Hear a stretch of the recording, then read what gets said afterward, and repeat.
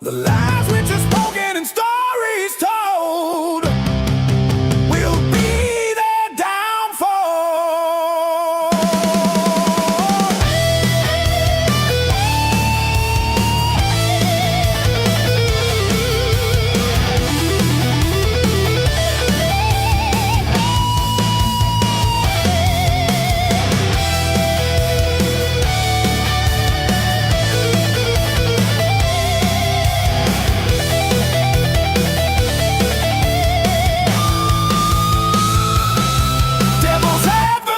On the road, traveling for truth, a journey unknown. From ocean sides to the center lines, we'll find the answers never shown.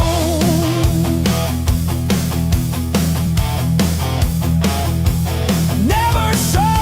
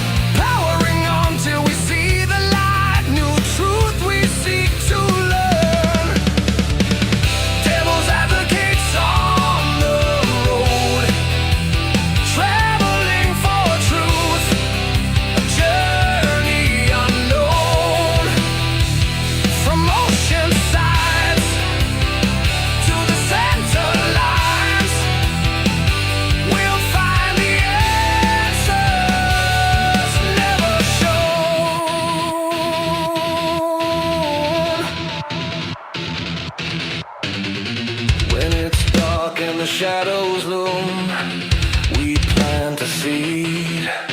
The sun comes up and the flowers bloom. Truth shall be freed.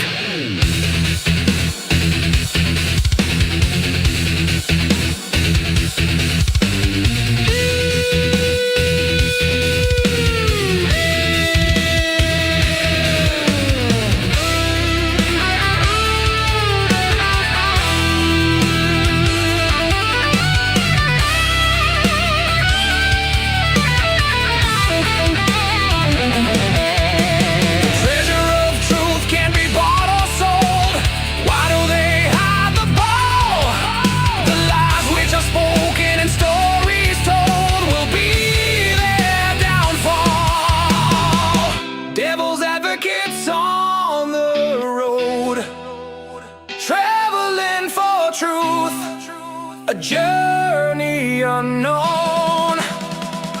From ocean sides to the center lines, we'll find the answers never shown.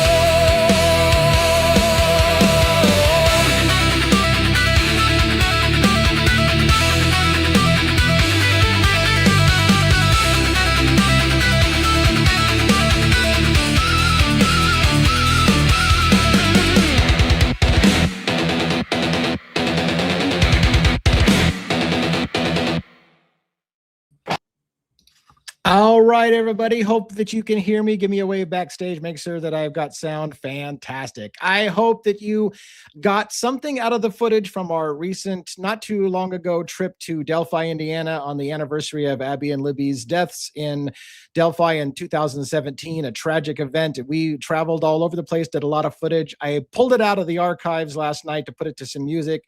Cat Farm provided the couple of songs there, which I think were pretty badass. I love those songs. So I wanted to share the footage with you as a surprise. I don't even let people know really ahead of time that that's coming. Hope you enjoyed it. Didn't do our normal sizzle reel, but everything else from this point forward should be pretty standard Devil's Advocate tonight. So I'm going to bring my panel on stage. They are a full house tonight, so I will bring them in the order they are backstage. Dago, you're up first. How you doing tonight? Sort of feeling like I just left an Iron Maiden concert. I mean, dude. It did have an Iron Maiden feel. That shit was on point. Sorry, I swore too early.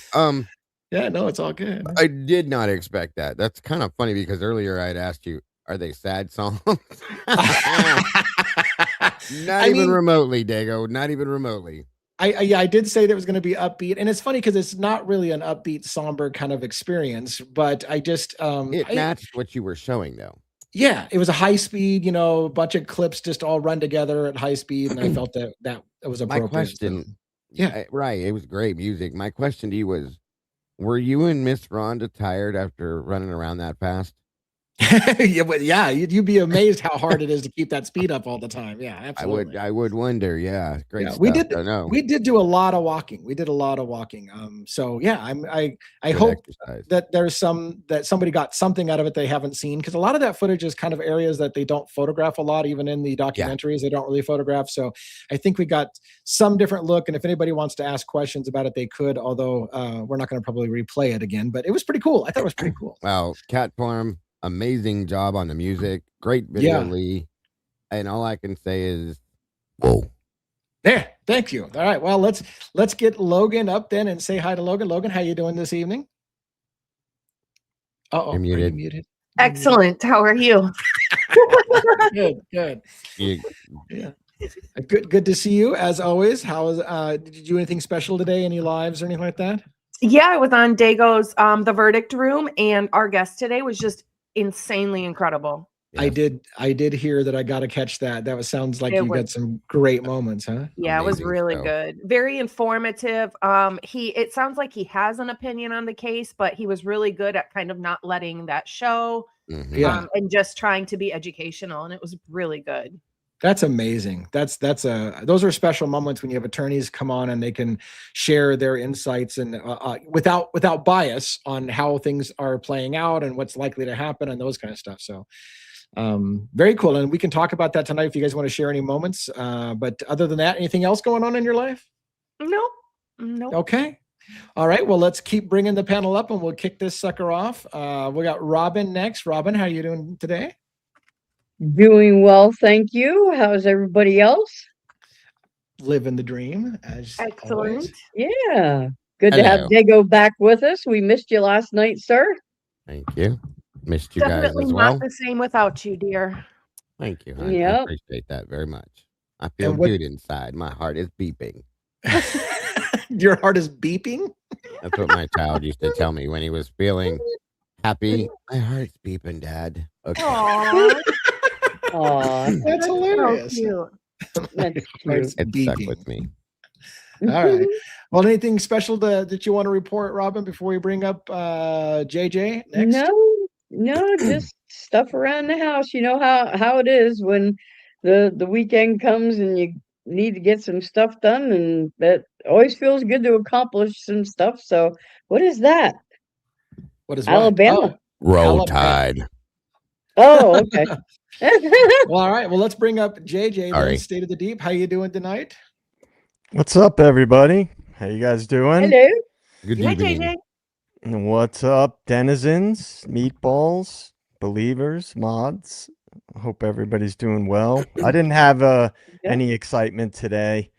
Feeling a little shitty today, so I'm just was at home getting stuff done and just chilling mostly. I'm always doing stuff at home, practice guitar for a while and did a few things, but No big excitement. Yeah, well, hey, sometimes that's a good thing to not have Yeah. anything horrible to talk about. Yeah. So Yeah, it's so- good to see you, and hopefully you're raring to go. I know it sounded like you're kind of getting a little under the weather like me. The other day, I just got drained. At the end of the day, I was just drained. Damn near passed out on camera. I was just like, I was done. Hope you feel better. Both Yeah. of you guys. Yeah. I just noticed that it's all good. the later you come onto the show, the smaller you get. Because every time I add somebody, like everybody has to shrink up a little bit to make room for another person on camera. So like that would be your normal punishment, except for one always has to come on. Actually, I don't think anybody changed size on this one. It just changed the layout. But anyways, Oh, no, where the hell's you're one? shrinking. He shrunk. Oh, there he is. Okay. He can completely He disappear. disappeared. What's going on? That's his vampire powers. It's Saturday night. Yes, it is. What do you got for us Spicy. today? What was your day like today? Did you have anything special going on? Supermarket shopping, That sounds Costco exciting. shopping, jujitsu. Oh, jujitsu. Well, there you go. Sample day. Letting my son beat me up. Oh, it's great. Fun Yeah. times. Fun times. Yeah. So, what do you got for a monologue today? I can't wait to hear what you got going, and we'll kick this sucker off and see how it goes on a Saturday night. Kick it. Kick it. All right. That's a Beastie Boys thing. It is, because Yeah. you got to fight for your right to party. Might want to go get a drink, get a coffee. Might take a few minutes. So Hold on, I'm gonna get my pillow. I'll be You back sca- in a minute. when you say something's going to take a while, you scare me. 100%. all right, only 38 minutes. Okay. Okay, good. Yeah, monologue in 38 minutes. I'm timing you. At the top of the hour. Is it good to be alive in the den Oh, I need on to a put you on full Saturday screen. night? Always. It is. All right, Juliana, Jackson, and my beautiful wife. Love you guys always. There are some cases that don't just stay in the news. They stay in the walls. They stay in the woods. They stay in the air long after the cameras leave, long after the headlines fade, long after the town tries to pretend it can sleep. Delphi is one of those cases because on February 13th, 2017, two girls walked out into an ordinary afternoon and stepped straight into a nightmare that still hasn't let go.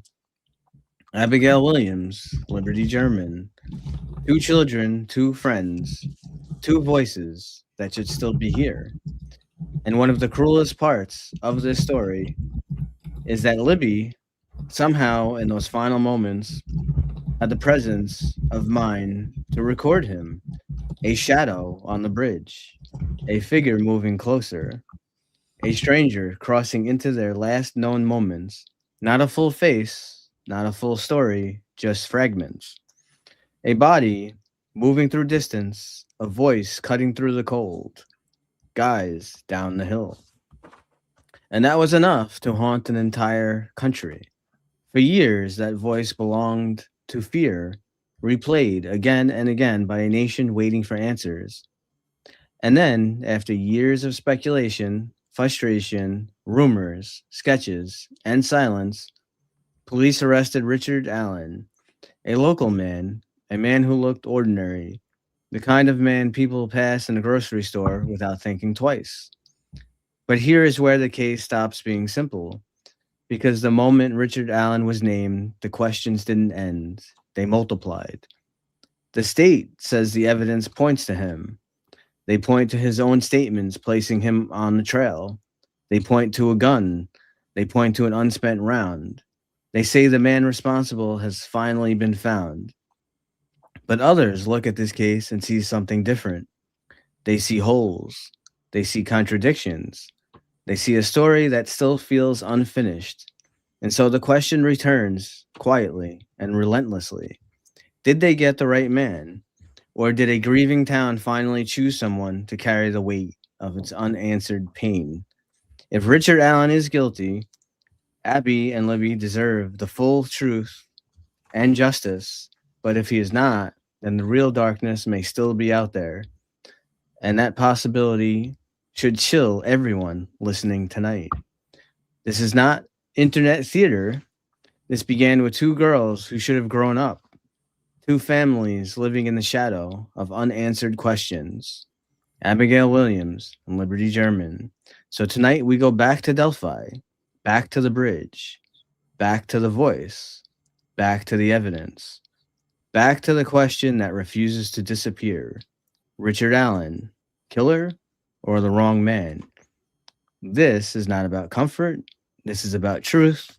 And until the truth stands fully in the light, Delphi will keep whispering. And some whispers sound a lot like ghosts. This is Devil's Advocates. And with that, live from New York, it's Saturday night. All right. Well, hey, let's kick it off with a little bit of Delphi discussion, if you don't mind. I know Dago was big into the Delphi case for a long time, and I wanted to kind of reiterate some of the rumors, and I wanted to ask you questions because in my video footage at the beginning of this, I showed Ron Logan's property off to the right-hand side at the very end of the thing. We drove right by it. It was right by a cemetery, and that cemetery was where a lot of staging happened, and they walked down from that cemetery to the north side bank of Deer Creek and found the bodies. Now, it's funny because I had a lot of discussion with people about where the girls went after they went off the bridge, whether they went to the right or to the left, and where I believe that they if they did go to the right, they still crossed under the bridge and went to the left, because it's to the left and across the creek that would put us over on Ron Logan's property, and it was his property. The bodies were found about 1,400 feet from Ron Logan's house.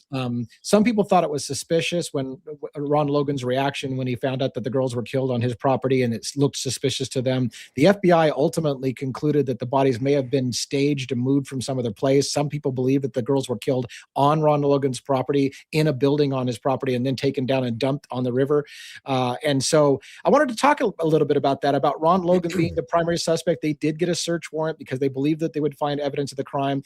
I wanted to clarify another piece of information that I don't talk much about, is which one of the girls was basically nude and the other one was dressed in the clothing of the other girl, and two pieces of clothing, I believe, were never recovered. So there's two pieces. I think that's what I want to ask you about. Is it still true that two pieces of clothing are still missing, that we've never found two pieces of clothing, or not? From my understanding, hold on, sorry. Yeah. From my understanding, yes. One of them was completely nude. The other one was wearing the other one's clothes. And I believe that the one that was wearing the clothes had both of the girls' brassieres on too. I think I heard that too. I think that sounds familiar. So, Yeah. Yeah. And then I do believe that there were 2 articles of clothing that were never accounted for. I do believe that's correct to this day.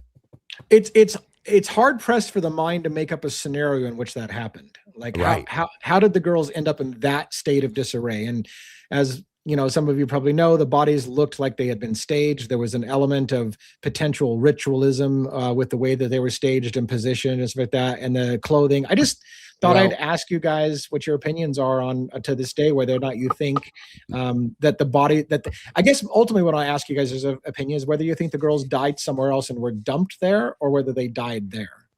And real quick, I'll just say this and then I'll let everybody else, I'll be quiet. The stand-in attorney for Richard Allen, when his defense team was blackmailed to recuse themselves, I can't think of his name right this second, but anyway, he made a very clear statement and said that one girl was sacrificed, the other was murdered. So yeah, take it for what it is. Yeah. Do you guys remember in the very beginning of this case when the law enforcement was speaking and he mentioned the movie The Shack? Yes. I don't remember that. And he made it sound like it had something to do with the crime. He was very specific on that. And it's when he said, and the killer might be in this room, and and everyone's like, who's in the room? Right. I always thought that had something to do with the crime. I still do. There's a reason he said that, but I'm going to flip gears and say that I think the girls were taken somewhere else. They were there all night and they were not staged until at some point in the early in morning the morning, hours. I think too. Yeah. Yeah.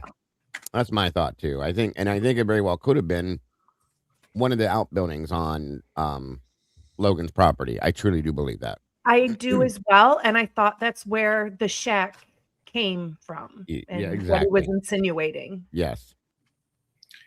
Wow, I didn't even hear the Shack reference, but I did a little search for it Mhm. online, and there's a huge article about the Shack movie.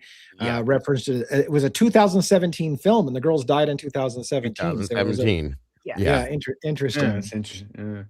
It is very Oh. interesting. It's funny you brought that up, Logan, because I forgot all about that. That's crazy. But yeah, very huge point, I think.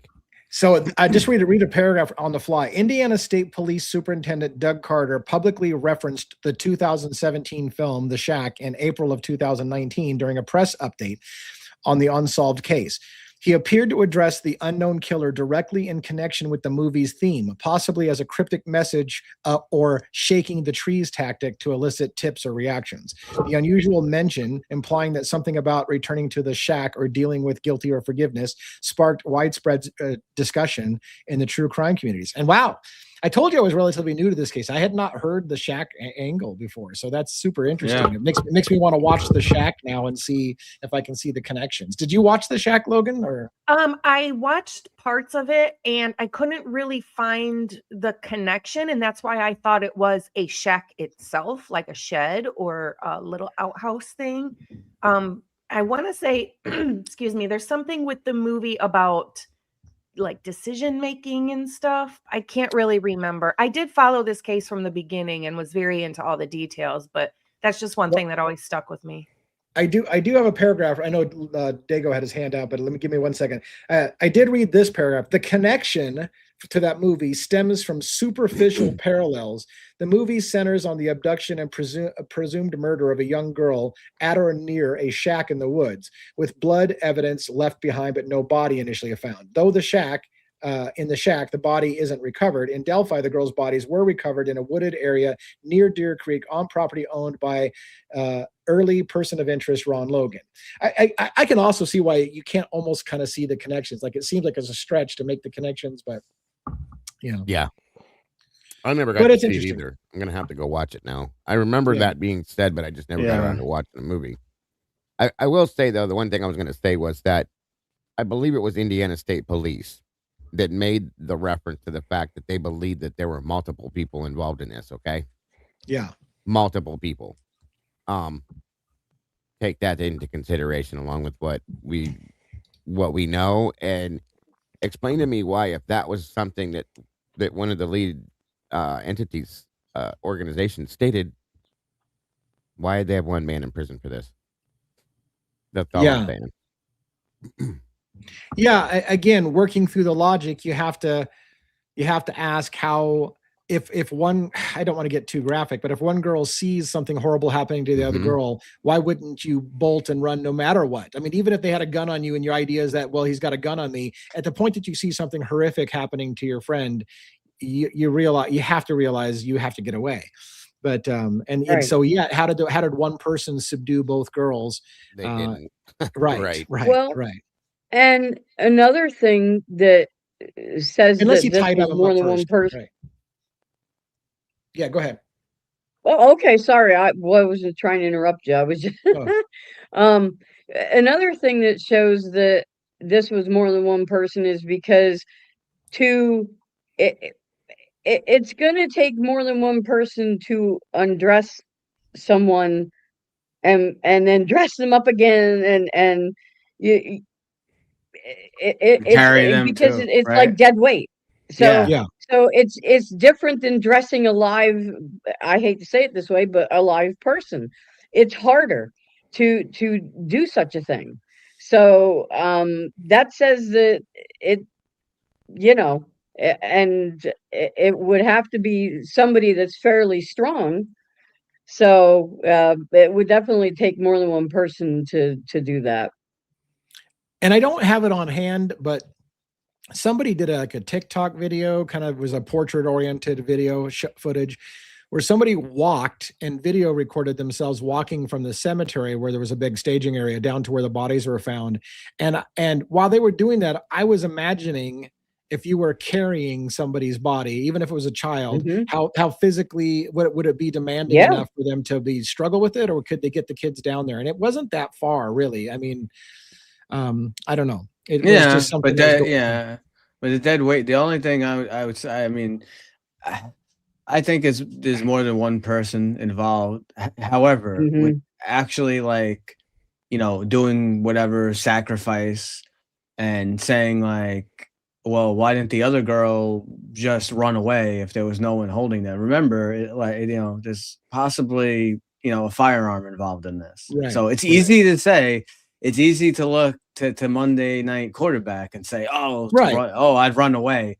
Most Right. people will, even if you're like, oh, I'm going to be killed next. When that gun that gun is pointed at you, there's a lot of people that won't do shit. They'll freeze. They won't do a damn thing because Yeah, sure. it's just it's hard. It's easy to like to say, oh well, you might as well just try and run anyway. But it's in that moment, it's not that easy. No, Right. and Logan, just so you guys know, had multiple ATV vehicles on that he owned. Just so everybody knows, like side by Yeah. side. Oh, meaning Four-wheeler. you wouldn't have to have carried the body down. You could have put the Right. body on an ATV and just Exactly. drove it down there. Yeah. Now, Exactly. there you go. I got a quick question. So, with this info about the shack, or I guess what? I guess he had. Did he had? I saw someone put in the chat that there's like a shed near the water or something, or on Yeah. this guy's property. Yeah. Was any of that checked? Do you know offhand, or? Of course, they stated that they did, but I mean, I know where the bodies were found, but I was just curious. right. like- It was stated that it did. They did look at it, looked into it when they were on the property. Yeah. But you know how these cases go. Right. Yeah. That doesn't Oh, mean I they know. did, you know. I know they didn't even. Right. It took them like a month to actually like take the sticks and stuff. No, it was From it was like it was a week. They A week, removed but the bodies still, and right. they just tossed all that to the side. Now, But they didn't even leave it as a crime scene, right? no, That is they just insane. That they is left crazy. everything and pushed everything to the side, took the bodies and left, and then came back like days later, and then they started to collect these different, like, what the hell? Because people were saying because it didn't pertain to the scene. Yeah. Come on. I mean, what crime scene class did they take? Everything pertains to the scene. The Idaho Everything. Yeah. They went to the Idaho If they class. had a stuffed animal of Mickey Mouse sitting there, it would be pertain everything in that that's crime scene. there is part of the Everything. scene. That's Yep, correct. Yep. Yes. I don't care if it's a rock Exactly. or a dog turd. If there was a dog Right. turd next to it, you take it. Period. Mm-hmm. Sorry, guys. Sure. That Well, shit you is guys- important.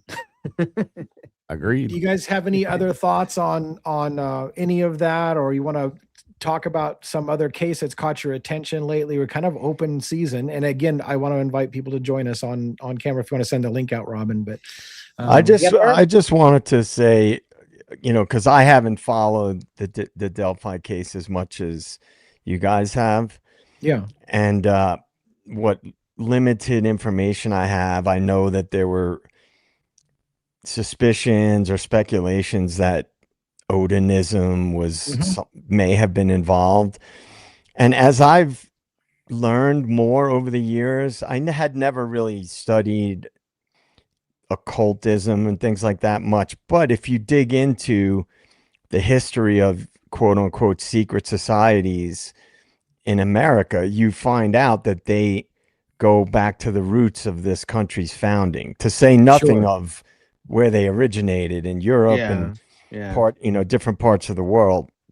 And as I've learned a little bit about this stuff, you see that this stuff is way more common than people would imagine, because the media doesn't really delve into it. They had that, that period of time where they were talking about Satanism and occult and things like that, but not in the sense of foundational things.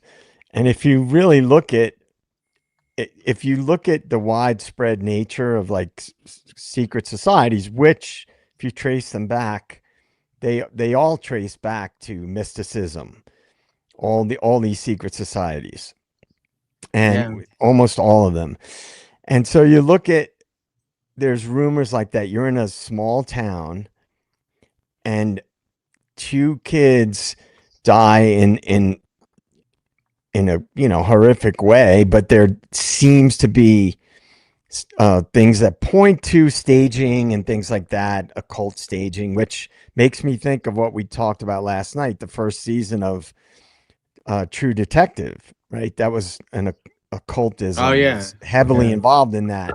Definitely. And if anybody hasn't, I'm assuming most people that watch true crime have seen True Detective. Phenomenal show. But my point is, I think what happens is in society, people dismiss things when they're things they don't understand. They say, that's not possible. There's no way that could have been involved, and so on. But the more you learn about these things, the more you realize that they're more widespread than people believe. And in a small town, if there was a presence, let's say, of Odinism, I mean, people could be protecting people, right? So Logan was a guy who owned a significant piece of property, right? He seemed to be well known. I don't know what his background is. If I had to guess, I'd say he maybe came from a family that had deep roots in the area and had money. And people that are a part of these groups protect each other. You know, again, I'm just sort of looking at it more from the bigger picture. I don't know what your guys' thoughts are about that.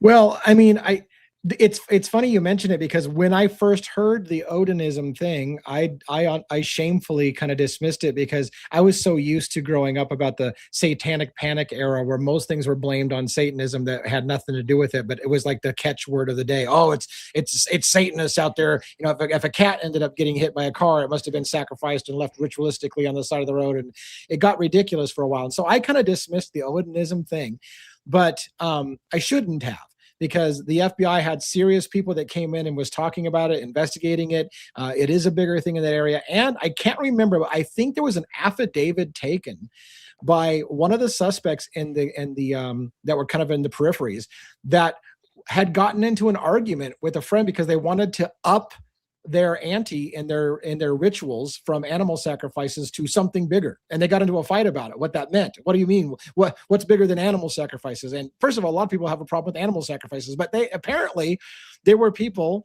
doing animal sacrifices as part of their ritual, and then they wanted to kind of move it up the ante a little bit, and there was a fight about it, and it was documented, and you know, and one doesn't have to be a rocket scientist to know what's the step up from an animal sacrifice. So I don't know, it's a bigger deal than people think.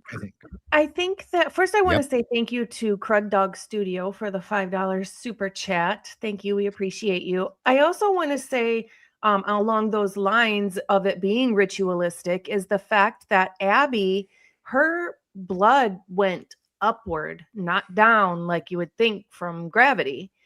It was going from her neck and then up and above. So to me, that says she was in an upside down position somewhere, somehow, which to me says ritualistic as well. Bingo. And I want to, good call. Yeah, absolutely. And I want to reiterate, because I looked up because I like having receipts, right, about the whole animal sacrifices and upping the ante kind of thing. Here's where it is. Patrick Westfall was a resident who had admitted to the officers that he had sacrificed a chicken as part of his practices. That was on the record. Then it came out that Amber Holder, the wife of another one of the Odinists, Brad Holder, and if you know the story, you know Brad Holder and a whole bunch of stuff about that story, that it was on the record that Brad Holder said that him and Westfall had gotten into a fight, escalating over the fact that they wanted to from animal sacrifices to human sacrifices. So it is on the record, just like I thought. Like I knew I could have I was sure I remembered it correctly, and I did. It was on the record. That they literally were talking about upping their ante from animal sacrifices to human sacrifices. Absolutely. And if I could real quick, since you said his name, I want to reiterate something, guys. I've claimed many times, I've done multiple shows on it. There's another case that happened in Indiana, very close, called it's the Flora 4 case. Patrick Westfall again, when that happened, lived 8 houses down in Flora from that house, folks. Who did? Patrick Westfall. Metro Westfall. Yeah. Wow.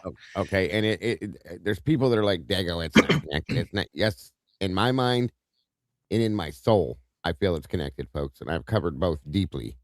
There's no way it's not, as far as I'm concerned. So I'm just giving you that reiteration that is there. Okay, truly. So.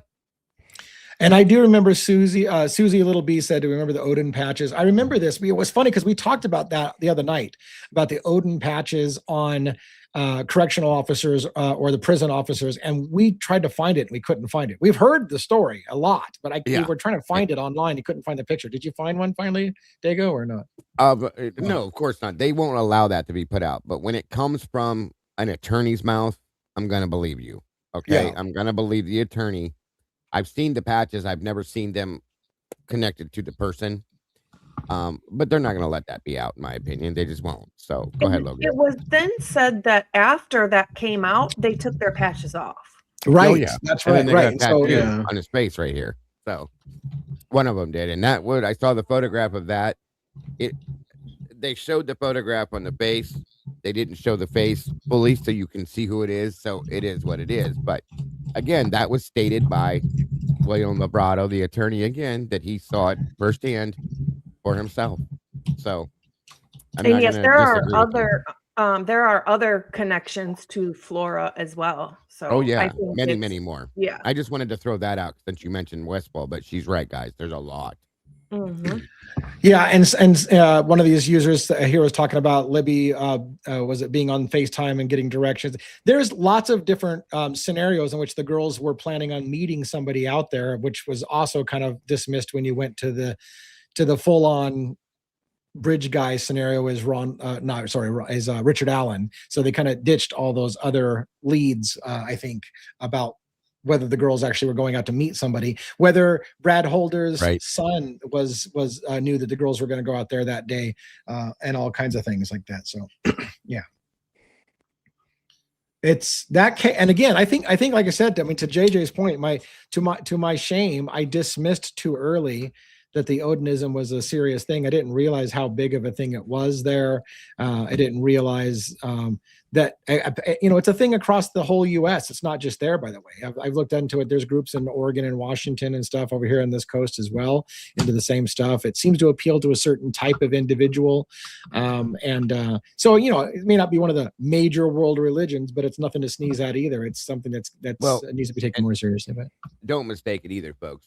The problem that it is with it, the most important thing to understand is that it's not true to the religion of Odin. Yeah, right. They've twisted it into something very dark, very ugly, that is nothing like what actual true Odinism is. And that they created their own thing out of it, obviously. I'll just put it that way. So yeah. And like, I guess what I was getting at is that it's like occultism, definitely, and its connection to, like, historically, to secret societies and fraternities, and that whole thing, they all come from way back. I mean, if you look into where these things initiated, and I'm not an expert on this stuff, but I just started reading a book about that stuff. DA, I sent you the picture of it, and these things trace way back. Everybody's seen, the what's the Da Vinci Code and angels and demons and all these things. Well, a lot of those old organizations, the Knights Templar and the Priory of Sion and all those things, they influence secret societies, right? And then the occult, the mysticism part, it's connected to all that stuff. So it shouldn't be dismissed so easily, because these things are pretty widespread. I mean, a lot of the stuff we've seen coming out through, released documents and things like that from the government, declassified things, a lot of them have occult sort of overtones to them. Right. And JJ, bringing that up, I hope I didn't interrupt you, but I think it's important before I forget this to say, the lead prosecutor the prosecutor, hear me say this. And then again, Brad Holder, were together involved in the Masonic Lodge. That's kind of an important thing to me, okay? Because think about these things, because these are the people that were just looked past. They looked over them. They weren't even brought into effect. There's something wrong with that. I'm sorry. I don't believe it's coincidence. I mean, I don't want to go off the rails. I feel like I'm about to go off the rails, but there's a known connection between intelligence agencies. So, like, for example, we talk, everybody keeps bringing up the Freemasons. So Freemasons is a group that, as they would say, is not a secret society, but a society with secrets. And they have that whole brotherhood thing, and they have rituals, and the rituals are done in secret, and only people who are in on the brotherhood do them. And those kind of groups, intelligence agencies tend to like people who have been in those groups, because those groups learn how to keep secrets. They take oaths to each other, and some pretty dark oaths to each other, right? Yeah. Right. Yeah. And right. And so the idea is that if people are willing to keep those kind of secrets in a brotherhood like that, then you can trust them with any secret. And so there's and look, when you make people go through, I'm not saying the Masons do this, but what I'm saying, like, when you make people go through weird rituals and maybe do something that they would be ashamed of other people knowing that you did, it creates silence for them, right? Because you essentially get blackmail on people in the brotherhood. If you can bring them in and have them do something that violates their own conscience, and they're like, I don't want anybody to know I did that. Well, then don't give up our secrets, and nobody will know you did that. Right. So it becomes a way to keep control within the group by having them do things that they would not want out in the public, and that's how they keep their groups so tight knit and secret. Allegedly. So, yeah. And ritual, right, is a part of ritual, that stuff. It's very ritualistic, even if it doesn't fit the occult ritual, definition per se. But like the Freemasons, the Illuminati, you trace them far enough back, they are connected in certain ways, because they try to, co-opt other secret societies. And some of the origins of banking and monetary exchange go back to the Knights Templar. Look at our money now, JJ. The things that are printed on our money, guys. It's right. Most people know that those are Freemason symbols and Illuminati symbols on American. I wanted to address this person's question about whether or not occult people could have been, or cult-like people could have just been in the woods and saw the girls come in there and took a crime of opportunity. And I think that's very possible. Like those. So I can tell you this, when I said this before, when my wife and I went there and walked the path, there was a lot of trees that felt like they were unnaturally shaped and formed into symbols and stuff like that. And I thought the same kind of question. And in fact, if you watched the video carefully that I shot at the beginning of this, tonight, we focused a lot on a sign that said, don't go out on this trail at night. Make sure you let everybody know that you're there. Make sure you check the mile marker. And if you have to call 911, it's a weird sign. They're not talking about you being afraid of animals. I think they're talking about you being afraid of people.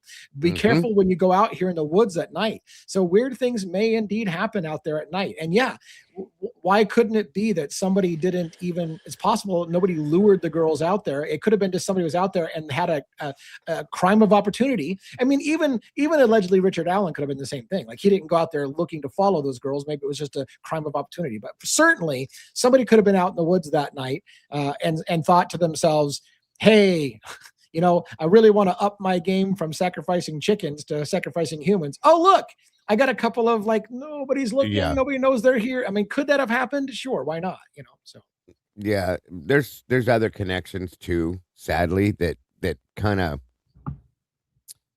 point to that, but point away from it at the same time. It takes you both directions. But yeah, very, very much so. It absolutely could. And hearing what you guys stating, that as you go that direction and over towards the bridge, I think it was, and there's certain things that are in certain formations and the signs that are warning you this and that. I had been told many times there's only certain people that go in that area at night. Only certain people. Others will not, because they know of these things. So Yeah, when we were there during the daytime, and there was, I would say, quote unquote, normal type activity, right? There was a husband and a wife walking hand in hand down the path like it's no big deal, and there was a group of people going out to put, flowers and stuff on Libby and Yes. Abby's thing. But we weren't there at night, and who knows? Those woods would have felt pretty creepy at night. Different. I still think, and I've thought this for a pretty decent amount of time now that and this is just my opinion, guys, of course, but I think Richard Allen was put into the position he was in because he was there that day, and I think there was a bit of a worry that he may have seen something that he shouldn't have seen, and in turn, they killed two birds with one stone. Okay, this is my opinion, of course, and my opinion only. So, I just wanted to throw that out there. Robin's in her extremely still mode again, where she hasn't moved in the longest time. I was responding. Anytime I go to on a different chat tab and I was responding to chat, it always freezes me. I don't know why StreamYard doesn't like me, but it does weird crap to me. Very spooky. Yeah, I know.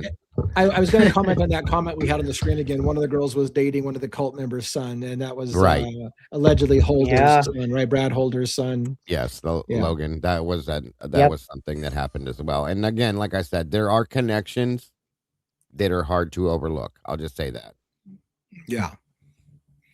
Everybody knew that place is nothing but trouble under the bridge and in them woods. It was known that bad people hung out there. I think that's probably true. I think that's true. I think that's the reason for that sign. Many that sign saying, don't go out on this trail at night. Don't go out alone. Make sure you know where you're at. I mean, that's kind of, it makes me wonder though, in order to put that kind of sign, that must mean that there's documented murders or bad things, right? Shouldn't there be like public records you can go after to say how many bad things, how many crimes have happened on this trail?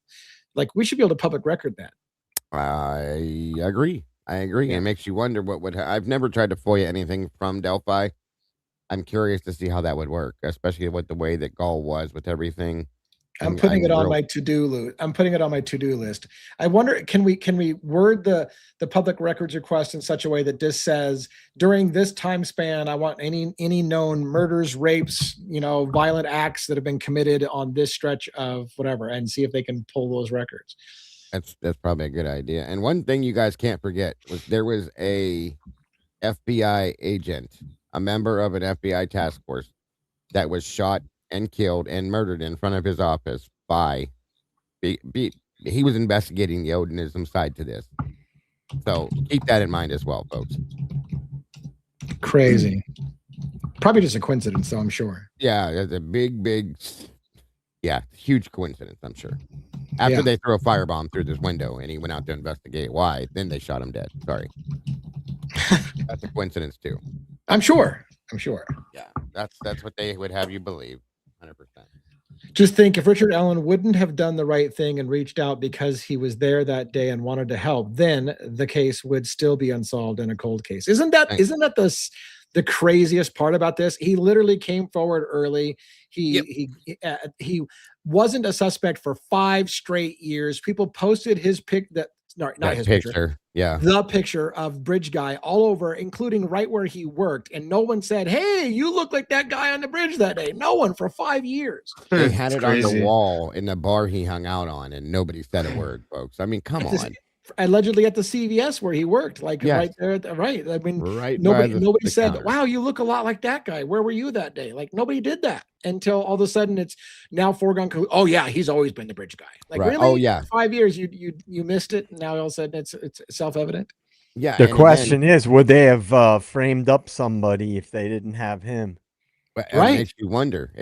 Or would it have just stayed cold forever? And I'm telling you, I feel like after talking to him, they were worried that he may have saw something that he shouldn't have seen and that he was going to say something, maybe, possibly. So they threw him into this mix instead. And Tomboy's right, by the way. I just saw that. I forgot about that, too. That the officer that gave the Odinists the polygraph test was killed in a suspicious fire as well. What? Say it again? Another coincidence. The officer that gave the polygraph test to the Odinists in the case was killed in a fire as well. Did they pass their polygraph? That I don't know. I don't think they ever gave the results. Oh, that's convenient. Again, these are all huge coincidences, folks. Right. Oh my gosh. Nothing but coincidence. Drives me nuts. How you said did you look into this a lot, Logan? Because I know you said somewhat, but like, what are your thoughts on this? I've never really asked you that. I did look into it a lot, but then after the trial, I pretty much like stepped away from it a little bit. So since then, I don't really know what else has come out. But yeah, while everything was going on, while they were looking for him, then after they got him, all that stuff, I was pretty into it. I just realized I had never talked to you about this before, but I've talked to them with it. So yeah. And I will say, I've said this before. Now I better come true, and I'm pretty sure it will. You know, the custody queens who have gotten a YouTube channel going, and they're doing true crime, and they were big on Idaho 4.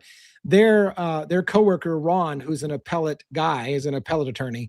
He's super interested in Richard Allen's appeal, and has been going through Richard Allen's appeal brief that was like 150 pages, and we're set to discuss that with the custody queens and talk about his view as an appellate attorney. You as well, yeah. Like, so I'm really looking forward. I mean, I haven't pinged him recently to see if Ron's done with his read through of the appeal, but I can't wait to get with them as well and hear their thoughts on that. So definitely. I mean, appeals in general are an uphill battle. That's the thing. I mean, the appeals are an uphill battle. And so, but I think if there was ever an appeal worthy situation, it's what happened to Richard Allen. I think this is one of the craziest. I don't know how you don't get an appeal on that case, but and so if you don't get one on this case, God help anybody who got railroaded, because if you can't get an appeal on this one, I don't know who could get an appeal. Well, if the polygraph guy died, then technically they wouldn't, because I think Mama J said in the chat that she had heard that they failed, the Odinism linked guys failed their polys. Yeah. If the person who operated the polygraph machine dies, then those can't results be are charged because you have to face your accuser in court. Right. To have a case. And that person would be considered. Well, to be fair, almost in no state that I know of, polygraph tests aren't admissible in court in the first place because they're unreliable. They don't show what people think they show. They don't show whether you lied or not. All they show is that you had a physical reaction to a question. That's what it shows. And people don't understand the nuance. They assume a physical reaction means they're lying. But look, let me give you a perfect example without going heavy into it. In the case of what was that Outcry movie? What was the kid's name in Outcry that got convicted for molesting a child and then ended up getting out on it? Greg Kelly. Greg Kelly, I think, was his name. It was amazing. If you haven't watched Outcry, you need to do so. But he failed only one polygraph question.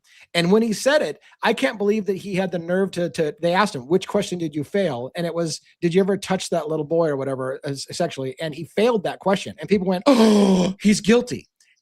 As he describes in the video, he got so fucking tired of being accused of molesting that little kid that the question made him instantly angry, just being asked the question. And that's what they registered on the recording. His visceral reaction to being asked again, did you molest that little kid? And he's like, fuck off. And that reaction set off alarms. And when he said, no, I didn't fucking do that, they're like, yeah, you're lying. You have a visceral reaction to it.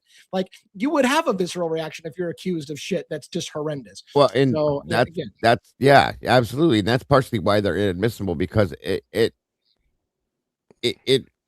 how can I say this? It when you answer questions and you lead with your emotions, it reads it. It reads it as a wrong answer, or how you explain it. I don't know much what they call those, but Robin, what do you got? I've seen that. Sorry.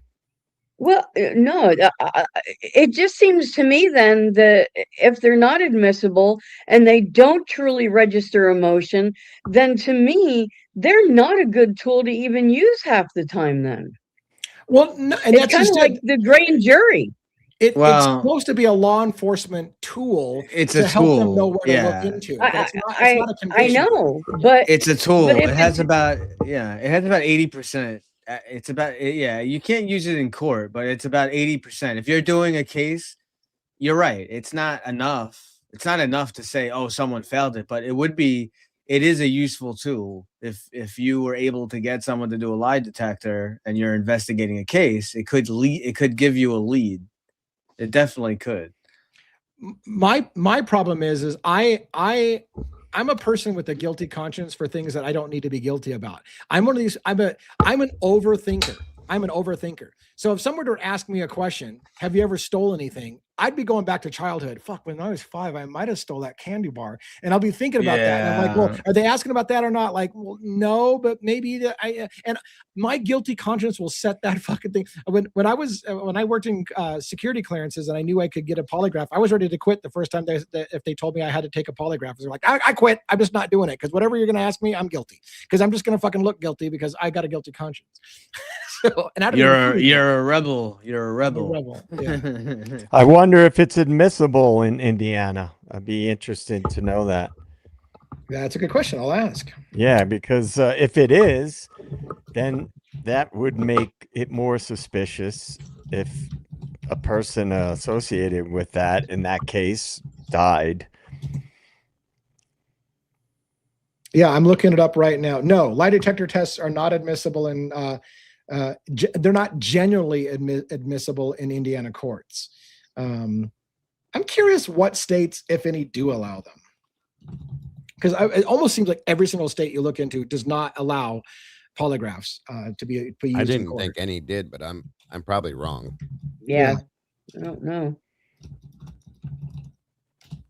Mind you, there were multiple people, folks, not just 1 or 2 people that died in the background in this case from one thing or another. The police officer, the FBI agent, that police officer, the guy that was involved in the leaking of the crime scene photographs, and there was others. Like, that's not coincidental, you guys. I mean, think about that. If you have 8 to 10 different people dying in weird circumstances in the middle of a case, there's something not right. Yeah. You know what I mean? You have to look at that and say something's not right. Not, oh, gee, that's unfortunate that happened. Come on. There are some that allow them. Yeah, I just looked. The list was surprisingly larger than I expected. Oh, and what a surprise! Idaho allows it. Yeah, so They fucking allow everything. the following states allow polygraph evidence in some limited form or stipulation. So there are stipulations, and we're not going to go through all those. Alabama, Arizona, Arkansas, California, Delaware, Florida, Georgia, Idaho, Indiana, Iowa, Kansas, Nevada, New Jersey, New Mexico, North Dakota, Ohio, Utah, Washington, and Wyoming. I'm actually surprised to see Washington on there. But anyways, approximately 18 to 23 states allow it in limited ways, stipulations required in most, but roughly half prohibit it more broadly. So I guess polygraphs are used more frequently than I expected. I thought almost every single state had rejected it as admissible in court, but I guess it's with stipulations. It probably is one of those circumstantial type of things. Oh, and by the way, in addition to all the other shit we have, he happened to have shown deceptiveness on a polygraph test. Yeah. Yeah. Critic Rick made a really good point. He said, to be fair, a fact can be a fact if you believe it to be a fact in your own eyes, even if it's not a fact on paper. Right. And same with the lie. A lie can be a lie even in your own mind, even if it wasn't a lie, because you just think of it. And by the way, this question's been pinned for a long time. Richard Allen did not do it, question mark. So yeah, a lot of us here question whether Richard Allen did it and don't believe that he did. So I realize I've been pinned for a long time. I wanted to address it so we can. Sorry. Yeah, no worries. But and just to finish what Rick was saying there, that's fact, folks. Psychologically, if you think something is true, whether it's true or not, it's true to you, period. Right. So. Right. Well, we're just watching the stuff that I watched on the Delphi case, playing catch up, just seeing the interrogations. I mean, because I know a little bit about the Reed technique and false confessions, it's a widely known thing that false confessions are a real thing. It's very well documented, and people under duress and with psychological manipulation will confess to crimes they had nothing to do with. And there's even high profile cases, but watching that, and I'm just responding to that last, comment. It seems pretty clear to me that they were manipulating him, and somebody that might have some instability or emotional instability or mental health issues is going to be much more susceptible to that type of thing. And they And know he this, did. that the forensic Yeah. psychologists, the forensic scientists, they know this. Yeah, And, and I want to riff on that because I'm this kind of guy. I'm being an overthinker. I know, like when I studied psychology and we talked about repressed memories. And one of the things I always got into trouble is a repressed memory by definition means you can't remember it happening. You've repressed that memory.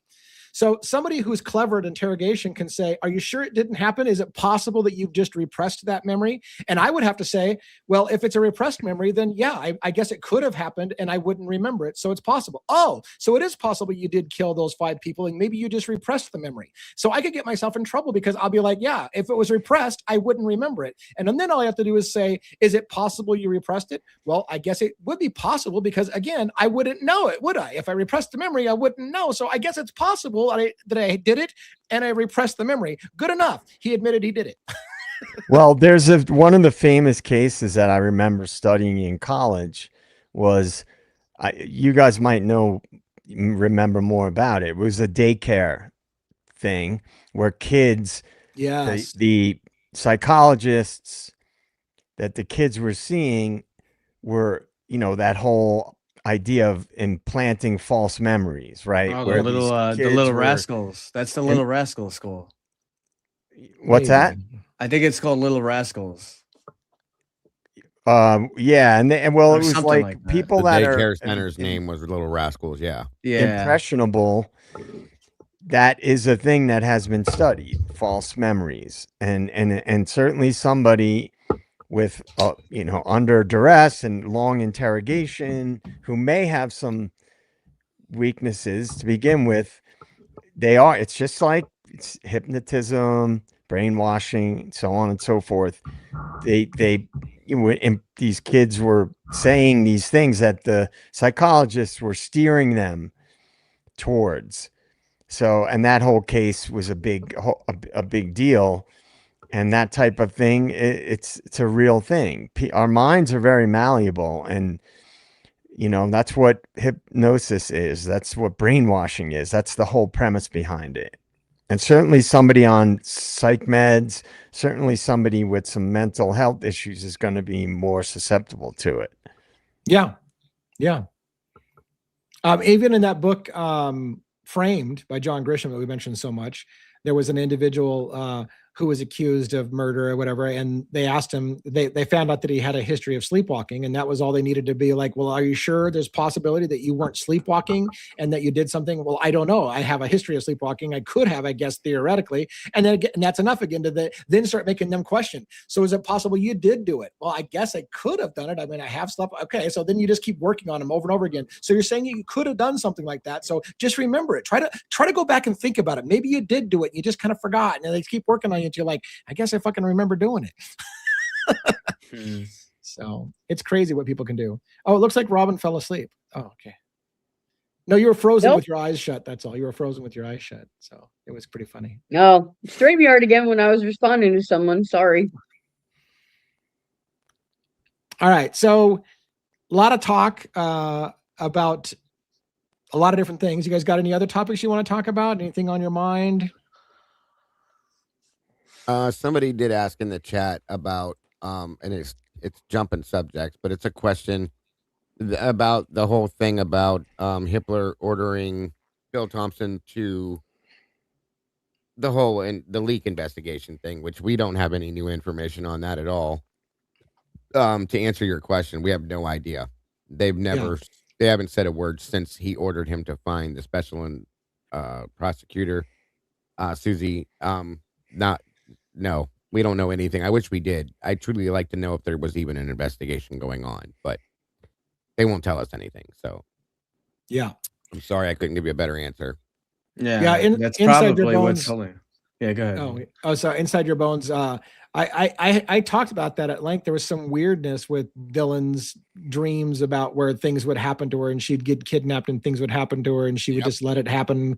And I talked about that. It's a level of I don't know. I don't even want to get into it, but we talked about that before on a video. Yeah. It's definitely odd.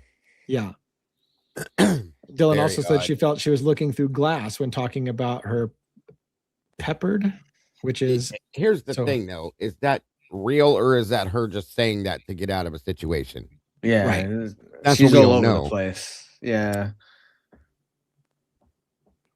Yeah, that's the thing that bothers me. I mean, it just the Dylan situation bothers me so much because Well- everybody knows that there's problems with it, and yet we're still supposed to be shamed into questioning the shit testimony. She seems to know very specific detail as long as it's before 2 a.m. Until she can give you specific details the very Right. next morning, but then when Yep. she's doing interviews, she keeps, as we've been saying regularly, she answers the question every way you can. Yes, no, well, I don't remember. It might be, or though it could just be something my brain created so that I don't forget it. What the fuck are you talking about? One answer is an answer. That's it. By the way, I've been doing this book read. Crazy. I've been doing this book read on chaos, right? The Manson murders kind of thing. Yeah. And another thing that came up that was very similar, in my opinion, to Idaho 4's case, and that is that during the trial, somebody leaked to somebody in the press before trial. They leaked to the press that Manson had a hit list of celebrities, and that leaked thing to the press pissed off the judge. And he demanded the law. He said, I know this came from one of the lawyers. I want to know who did it. It got to the point that a grand jury indicted the lead prosecutor, Bugliosi himself, who was prosecuting the case, as one of the people who leaked it to the press. And ultimately, they covered it up on a technicality because it would jeopardize the entire case that he'd done that.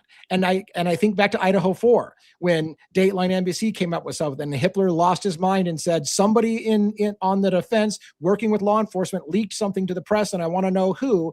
Did they do an investigation just like in the Manson case, and ultimately just decided to cover it up because it would jeopardize their whole entire case against Kohberger? Because that's what happened in the Manson case.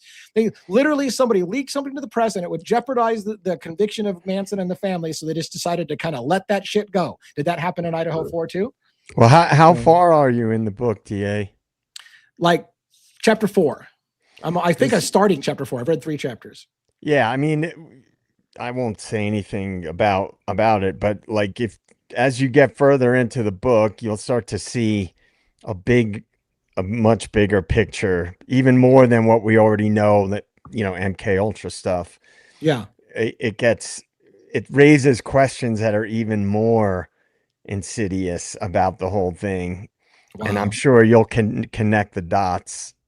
Wow. Yeah, it's crazy. It's crazy. I'm glad you suggested the book, by the way, and I appreciate that. And for those who don't know, I'm doing it only as members only content because very, very few people like to listen to me talk about a chapter of a book over and over again. So it's just not for everybody's cup of tea. And since it would hurt the channel so much to have a bunch of videos that nobody watches, I don't do it public, but it is really, really cheap to get a membership. Hell, I'll even give out some memberships tonight, so you can check out that book series if you want. That book is well worth it if people want to learn big picture type things.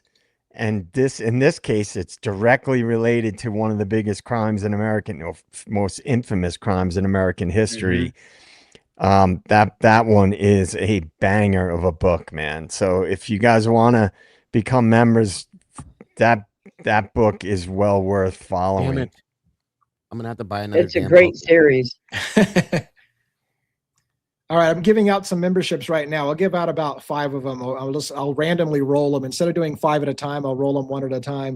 Looks like Rebby Ann got a membership, so congratulations. Maybe you'll be interested in checking out the book series. I'll roll a couple more here, or actually like 5 of them. I'll give them out. What else do we want to talk about tonight? Whatever you want. That was kind of creepy. All right. Any Foya other? and Find Out got a gift membership. I remember that name, or I've seen Foya and Find Out around, so that's very, very Awesome. cool.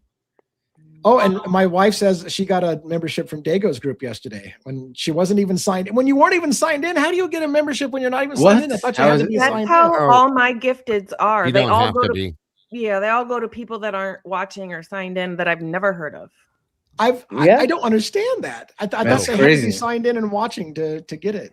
Oh, By the way, I've tried numerous times to do the thing where you allow gifts Gift and memberships? stuff on my Yeah. computer, and I no luck. I've gone through every setting, everything under the little $sign. There's no option for it. I've tried to do it numerous times, so it's Yeah. not in the cards. I've never received a gifted membership anywhere ever. Wow. No memberships for CIA. All right, Maybe I'm that's it. I'm rolling two definitely more. Yeah, see, I'm I know, definitely on a few You've already lists. got a backdoor to the channel, so what do you need a membership for, anyways? All right, Donna K, top Carib 8480. I got one more membership I'm going to give out, and that way, so I'm going in the hole. I'm going negative. I'm giving out so many memberships that I'm making no money. Because I got to pay for these. These are not freebies to me. whoa. Whoa. Whoa. All right. And So it's can funny we 'cause I go can off never the give rails them. tonight? Yeah, since it's let's go off the Saturday rails a little night. bit. Yeah, do it. You know how I love that. I'm not going to instigate it this time. I'll let somebody else instigate it. It depends on which rails we're going off of. Yeah. Oh, you just want you want somebody else to go off the rails. Yeah. Because I tend to do it just naturally. So I would like to see somebody else go off the rails. That could be dangerous. So All right. So what do we think? What do you think about what kind of cookies we Erica gonna Kirk? bake? Erica Kirk now, JJ.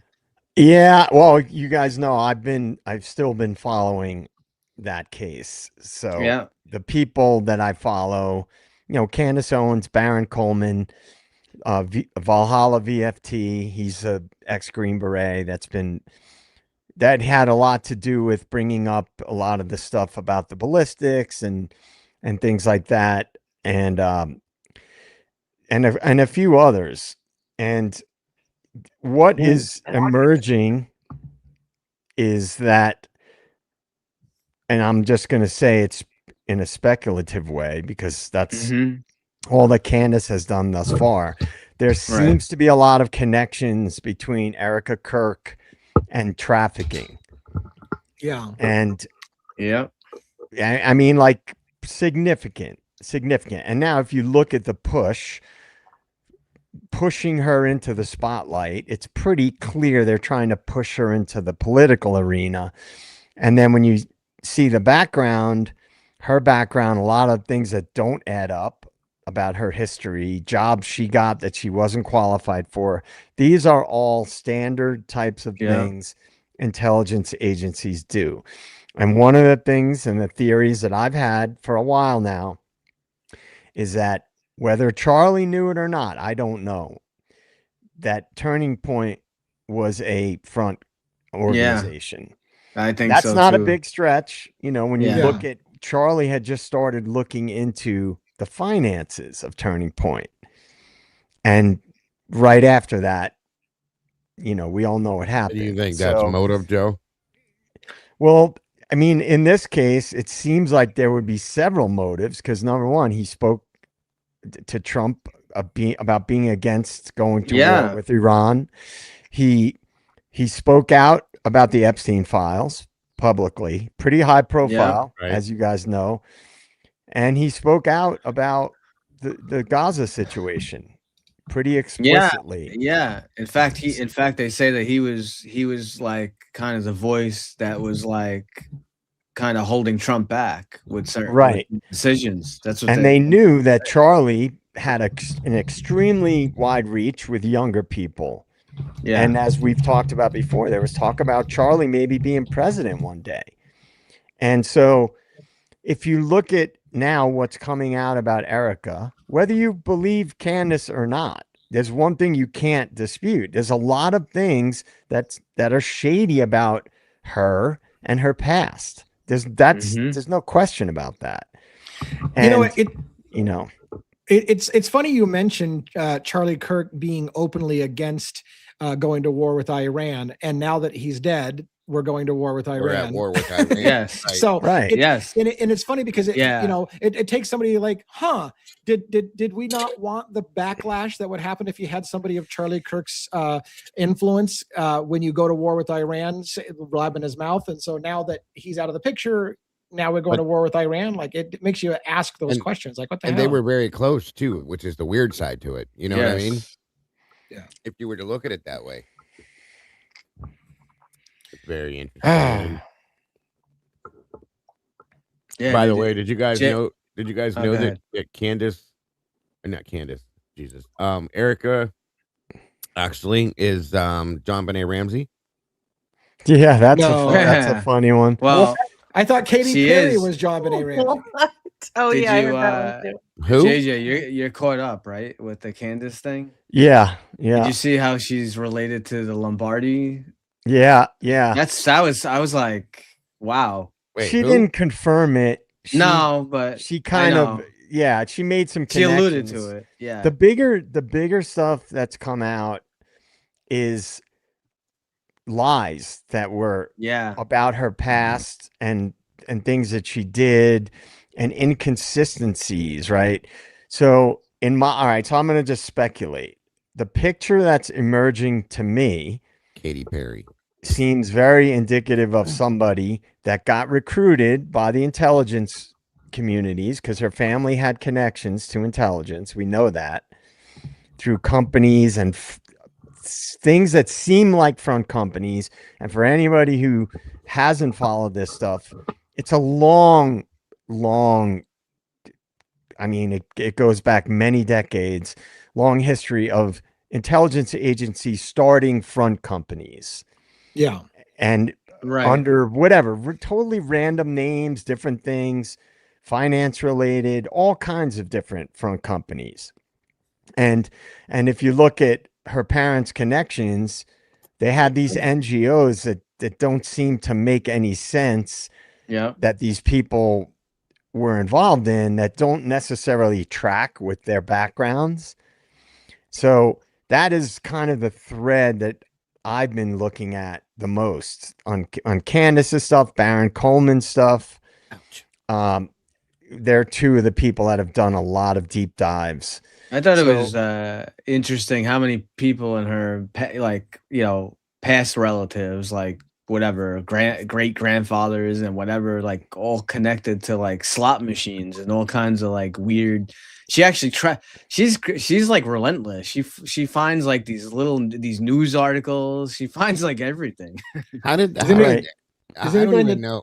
Go ahead. I was going to say, we've had a thing pinned on the screen for forever. So when we do that, I want to make sure. Does anybody want to tackle this question? Do you guys listen to from the car? Yeah. Yep. Yeah. Someone was hanging out of the vehicle. I remember that. I've been following it. Candace has hit everything, and Baron Coleman, they've hit all that stuff. We have an answer. To that. I'll let Dago answer. I don't know if there was an interview done with the it's the head of security. For Charlie that was saying that when they went into the back of the vehicle, he didn't even get all the way in the car and said go, and that they were both hanging out of the back of the vehicle, and he was trying to work on trying to get out his med kit, doing this, doing that, so on and so forth. The door was open. They were hanging out, and he said that clearly when he said that in his interview. So they weren't. He said that there wasn't a fight, but this is what he claimed. I mean, if you want to, right? But the thing that's interesting about that is,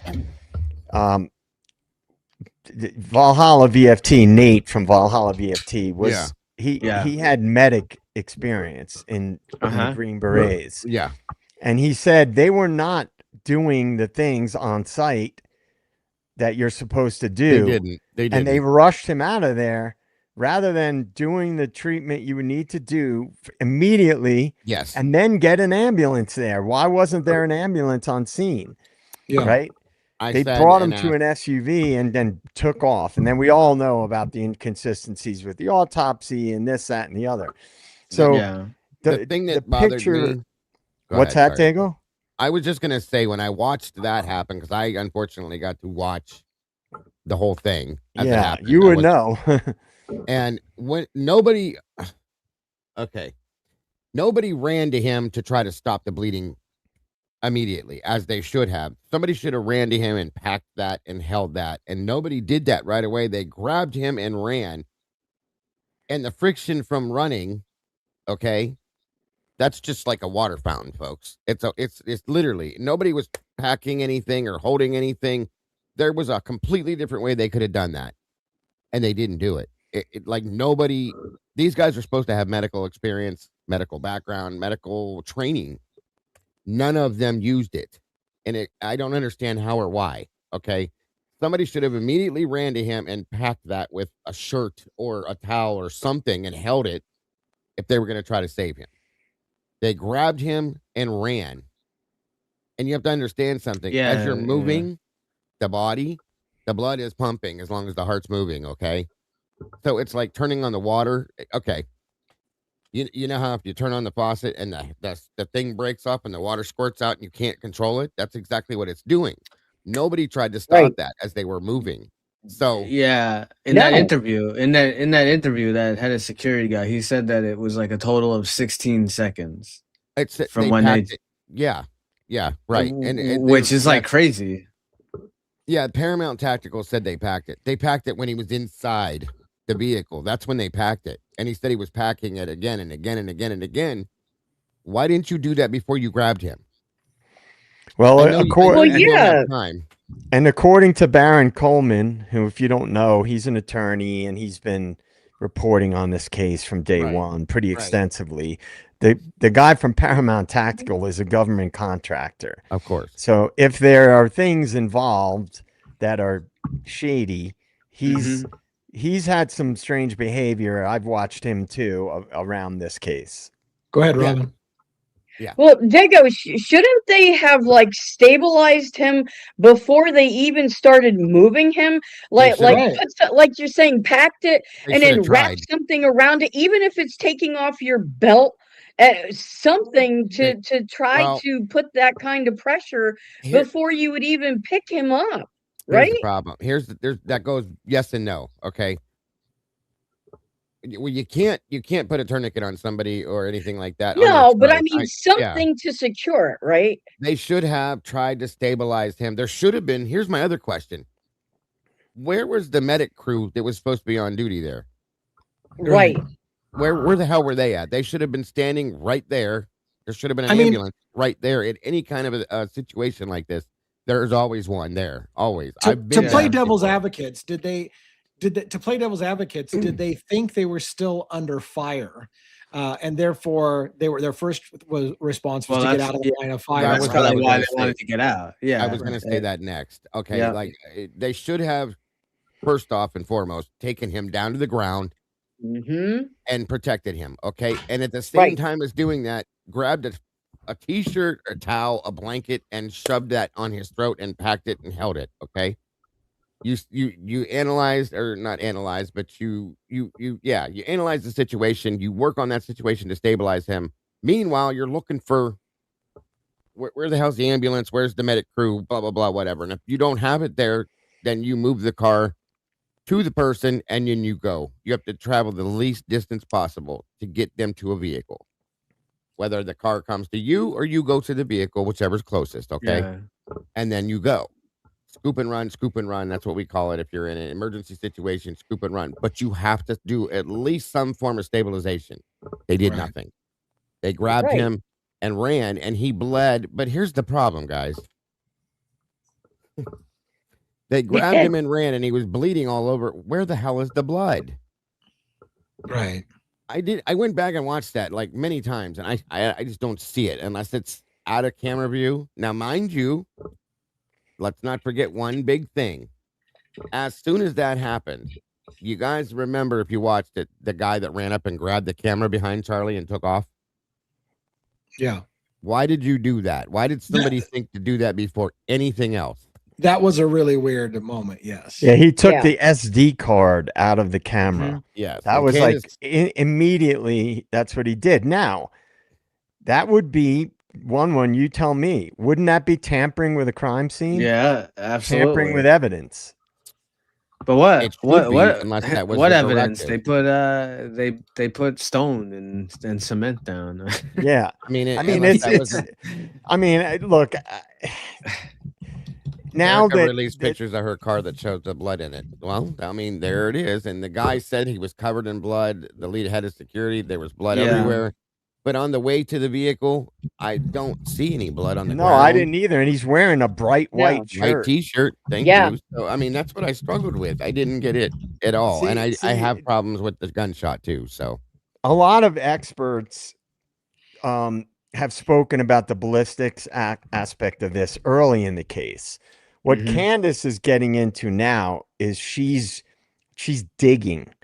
She's digging into the people around Charlie. that's what she does. Yeah. Turning Point and Erica. And and the decisions that like being made and stuff. Right. Yeah. And she's going like into the big picture stuff now. And she made some mistakes with some of the things she was looking into. But if you guys want to see a crazy video, watch Jimmy Dore has Alex Jones on. It was like in the last day or two.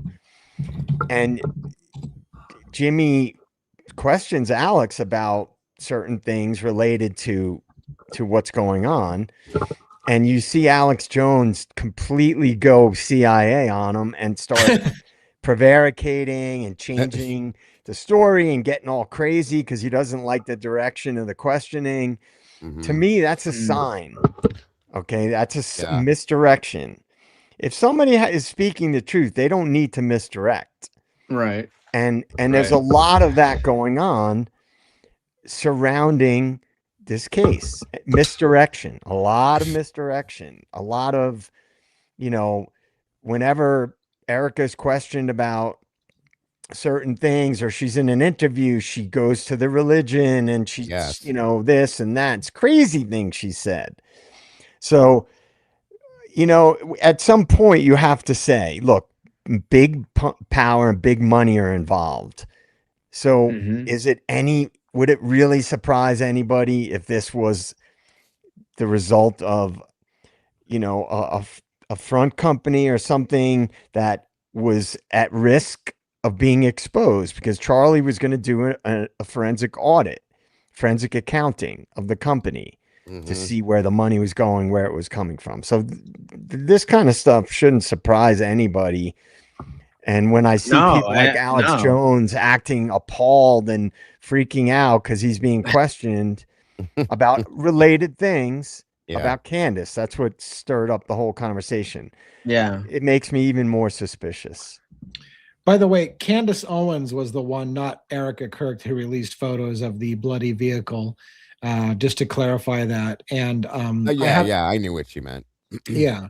And I have an image of it. It's not terribly graphic. It was on published in OK Magazine. So you can tell it's not terribly graphic. And it's funny because I can't think of his name, but the head of security said there was blood saturating that vehicle. So we're going to see that.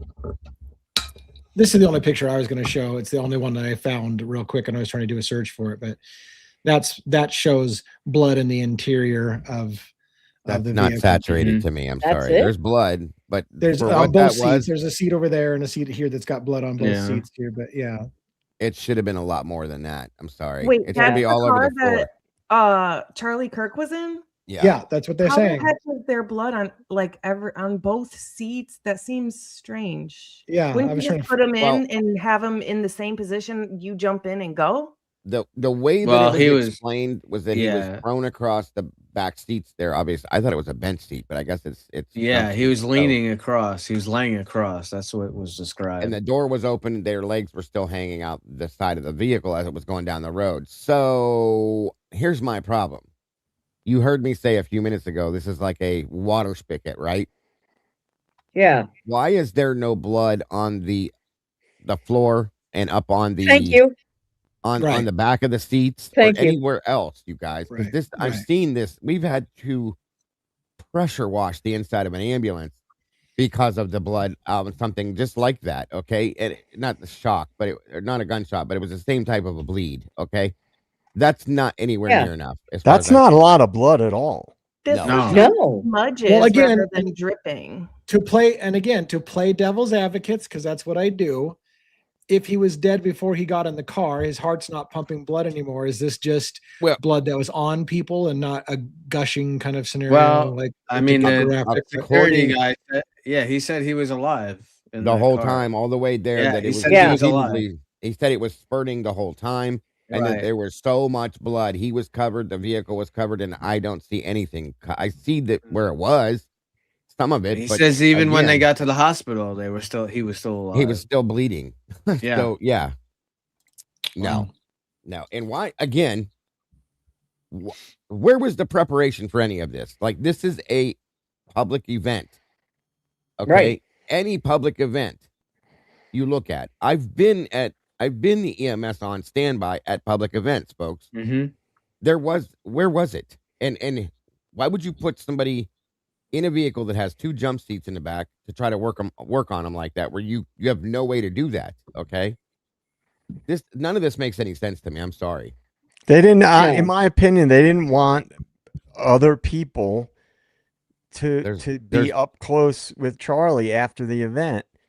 Right. But look, guys, all of you, look, there's not one drop of blood on the fucking floor. Not one.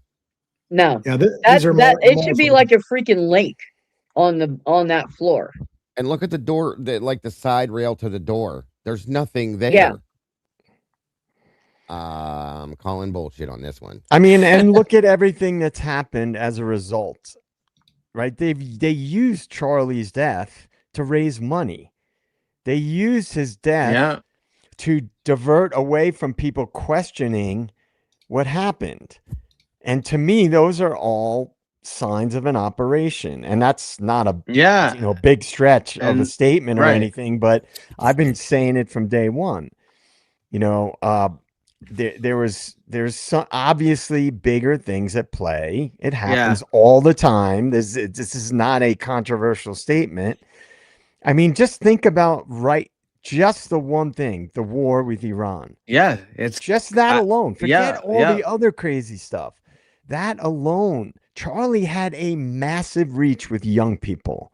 Massive. He was the #1 youth rallying, political rallying organization in the whole country. Right, Mama. and he had Trump's ear. He had Trump's ear, and he It's openly yeah. spoke out about he didn't agree with going to war with Iran. Yeah. Which is, think about how much money the military industrial complex is making right now. The budget's already been increased. They're doing it all, basically by edict. It's nobody's voting on it. So, I mean, big money's involved, big money, like trillions of dollars. I honestly don't think any of this stuff would be going on if he was alive right now. Probably not. I really don't. How long before? Okay, let me ask a quick question, because you just brought it up and reminded me of something. Trump got shot in the ear. How long ago was that before Charlie's shooting? Oh, was it months? It was months, wasn't it? It was probably what, 6 months? And him and Charlie were close, right? Well, supposedly. According to Yeah. the situation, Charlie obviously saw Trump got shot, blah, blah, blah, all this. Okay. Once again, this is a public appearance. You know that these things can happen. Where was the medical response team at? Right. Why weren't they there? I used to dispatch for ambulance. And I know a lot of the public events, from the university to the fairgrounds for the concerts and anything like that around town. Anybody famous that was coming to the town, politicians or whatever, there was always ambulance crews on standby right at the event. Like not nearby, right at the anything. event. Yeah. Yeah. Especially a political event. Anything. Right. I don't get it. I just. I mean, don't get it. it's Go ahead, let's give Logan a chance to say thanks for her gift that Yeah. she got real quick. Thank you, Kelsey May, for the $10 super chat towards our new FOIA fund. I appreciate you so much. Did you follow this case, Logan? The Charlie Kirk, Yeah. just in the very, very beginning, and then it started to go crazy, and I was like, nah. Definitely went crazy. Yeah, Yeah. it got super political really quick too. Yeah, I don't do Which I politics kind of like figured. that. That's why I didn't stick to it either, because of the politics attached to it. Yes. Yeah. Well, you But know, it you is- notice Candace is not speaking like No. one side versus another kind No. of way. She's No. obviously critical of the administration because they're the ones involved with it, with Charlie's situation. But look, I mean, I just think when you're dealing with that level of power and money, I don't believe you can trust anything you hear about it. No, I can agree. I can agree. All right, we have time for maybe one more topic switch before we close up for the night on Saturday night. Do you guys have any other thing? I saw my wife even said that there was some kind of Erica Guthrie connection. Do you guys know, or is it an Epstein Guthrie connection? Or like I've heard some Nancy, Erica. Yeah, I Yeah. saw that somewhere too, and I don't. It's probably just Yeah. Well, the Epstein one is interesting with Erica. that I heard too. Yeah. And Candace is opening that can of worms. Yes. And There's a connection with Epstein and everything nowadays, guys. Yeah. I mean, Yeah. everything. Right. But this was specific to a group, like with a group that because those she two was meet? she was working in real Yeah. estate in New York City with on a fiduciary level, which she has no background in that whatsoever.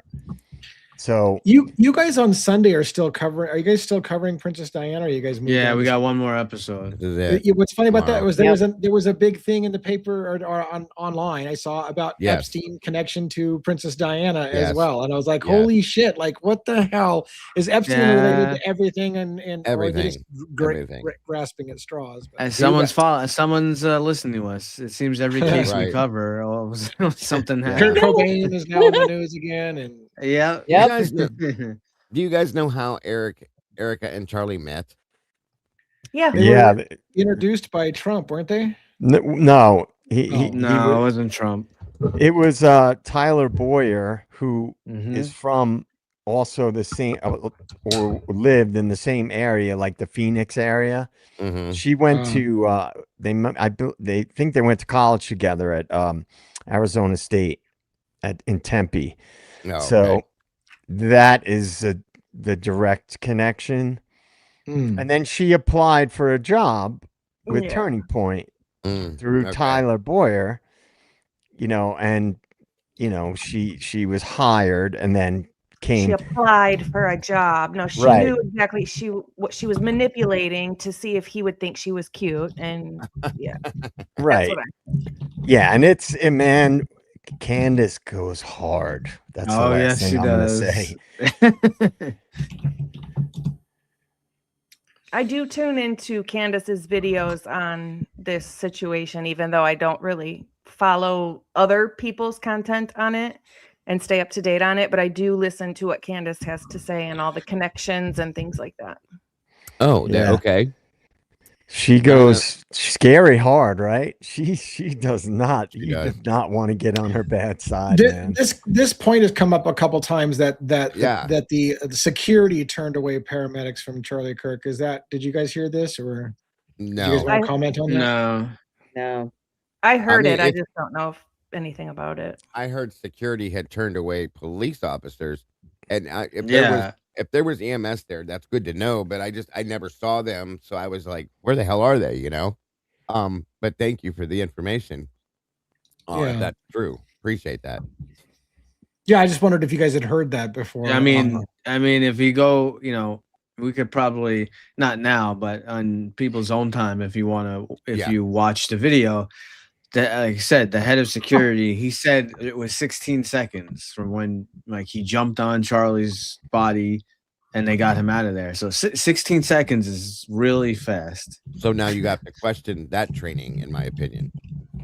Now, what they would say, and I think they may have said this.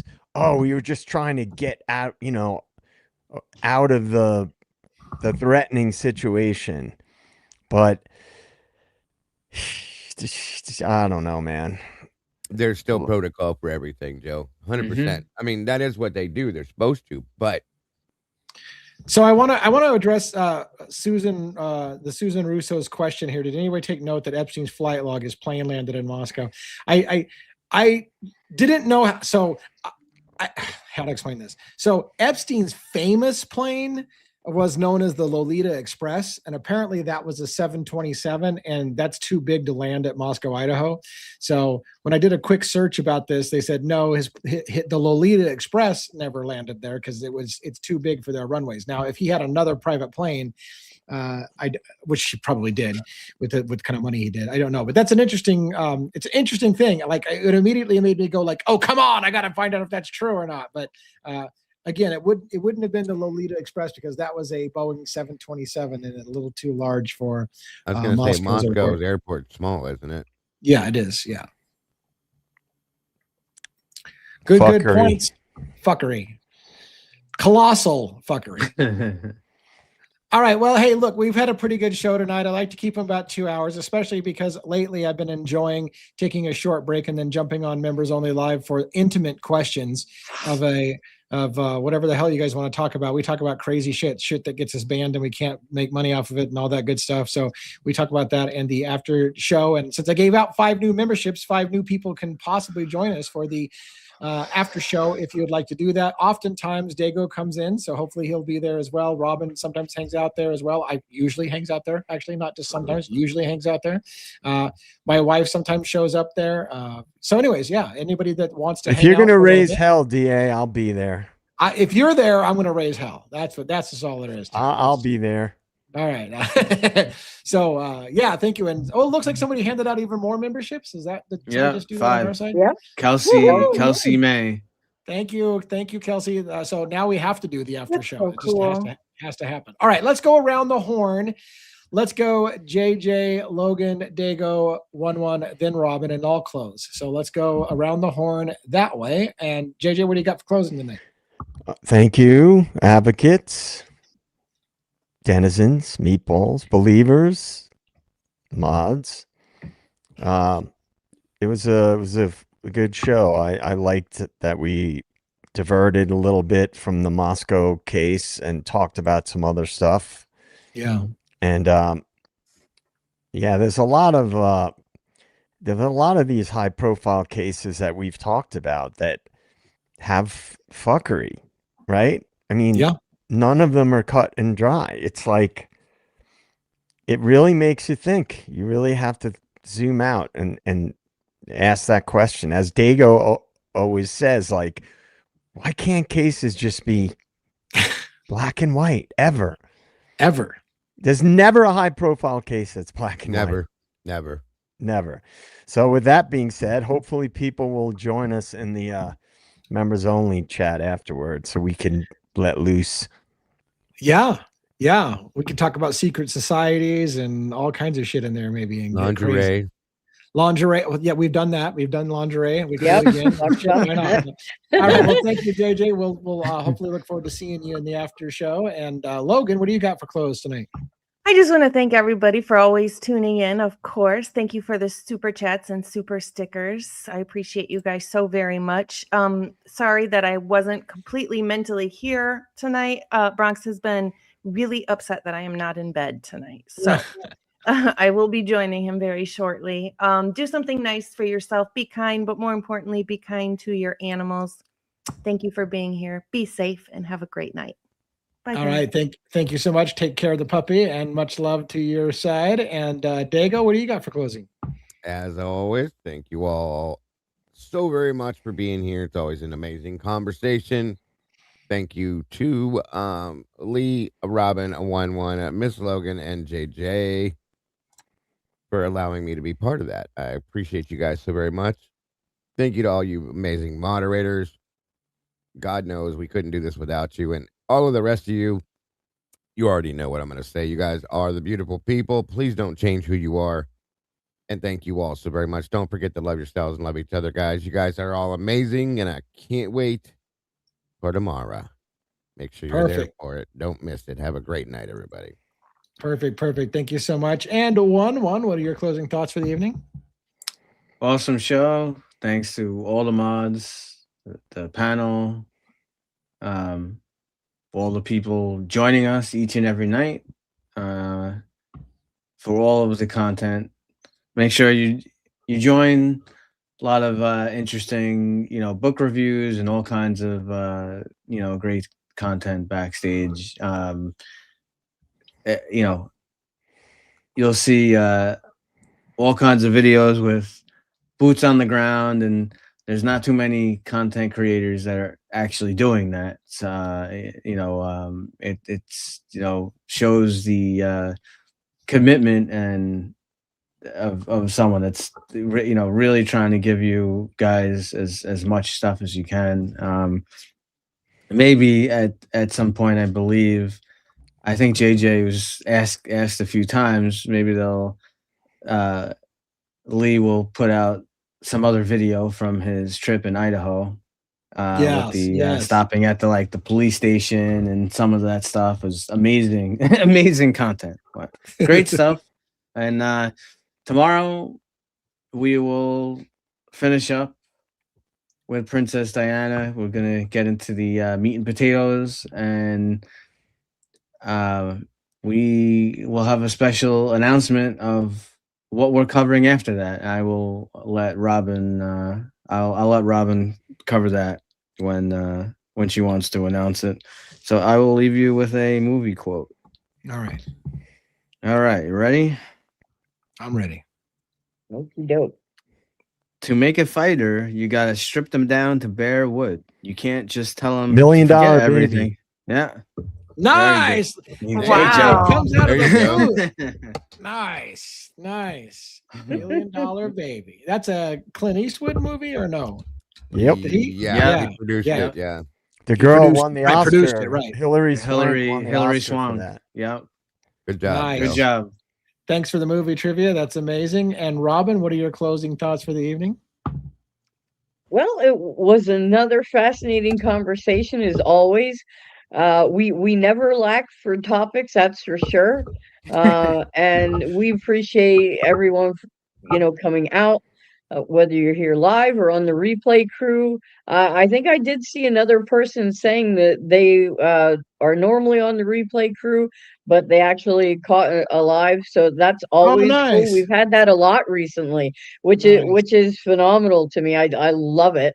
Which is why I was hopping over into the chat, kind of saying hi to some people I hadn't seen in a while. So yeah, so it was really great. And like Dago said, we're always so appreciative of all the mods from all three channels and all the teams. As far as that goes, there's a lot of people behind the scenes that help out with stuff. So we appreciate you as well. And yes, tomorrow we will be finishing off the Princess of Diana.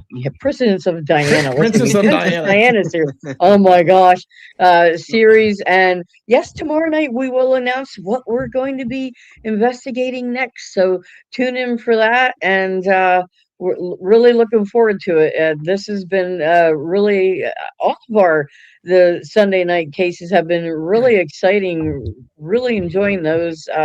In addition to our regular cases. So don't miss out on that, folks. So, but have a wonderful evening, everyone, and we will see you a little later on. Yeah. All right. And real quick, as for anybody who actually held on long enough for my close, we are moving to a new time next week at 5 p.m. Pacific Standard Time instead of 6 p.m. Pacific Standard Time for the start of this show. So we're going to try that for a week. I'm going to commit to it for a week. We'll see how we handle and how we fare. I think it's going to make it a lot easier for other people to be here. So hopefully it'll work out for the best. I've talked it over a couple times in other shows. Just one more reminder. So tomorrow night, it's the normal start time, 6 p.m. Pacific Standard Time on Sunday night with the crew that's without me on Sunday night. They do special stuff and play around when I'm not there one night a week, and that's tomorrow. And then come Monday, we'll start the new schedule, 5 p.m. Pacific Standard Time, and we'll do that for a week and see how it goes. goes, and we'll decide what to do after we've done a few days of that. If we're going to move back to the old schedule, I'll start to announce it at the end of next week to move back. But we'll see. We'll see how it hangs out. In the meantime, what I'm going to do is I'm going to take a short break. I'm going to schedule a members only live to start like 5 minutes after that. And then I'm going to fire up a members only live. So if you're one of the new people that have got a membership today, I recommend that you come hang out with us. I promised JJ we'd have a little fuckery, perhaps talking about some shit off the rails. So that's the place to do it, in the off the members only. So we're off the record kind of thing. We can get away with a lot more, as if we don't get away with a lot here, because we do. But anyways, so have a great night, everybody. I will see you hopefully on the other side. And yeah, that's it. That's it. Later. Why are you still here? Good night, everybody.